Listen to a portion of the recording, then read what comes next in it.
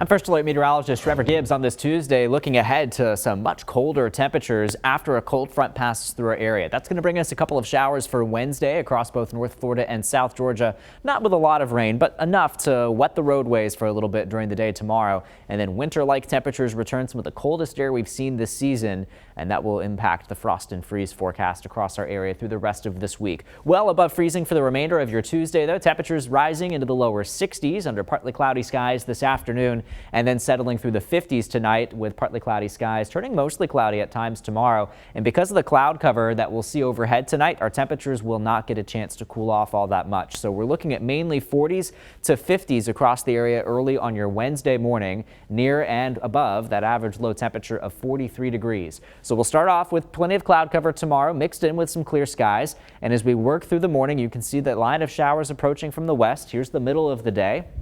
Temperatures, they're in the 50s and 60s, and it's a broken line of some showers, maybe with some brief intermittent heavier rainfall. It's quickly in and quickly out, though, as this moves from west to east during the early afternoon tomorrow. Here's 3 o'clock in the afternoon. Some light to briefly moderate rain for places like Jacksonville down to St. Augustine, starting to dry out a bit in parts of inland South Georgia. And then the cloud cover sticks around a little while longer, but during the overnight hours into Thursday, that starts to clear, and that's when the cooler temperatures start to move on in. So by Thursday morning, we're talking about potentially light freeze for inland South Georgia, still well above that for North Florida, but the cool air is going to be reinforced during the day on Thursday. So even though we'll have a lot of sunshine on Thursday, it's going to be cold and breezy with temperatures that likely stay in the 40s for many during the entire day on Thursday. And then with clear skies, we'll cool off even more so by Friday morning. We're talking temperatures well down into the 20s. That's likely going to be the coldest morning we've seen so far this winter across our area.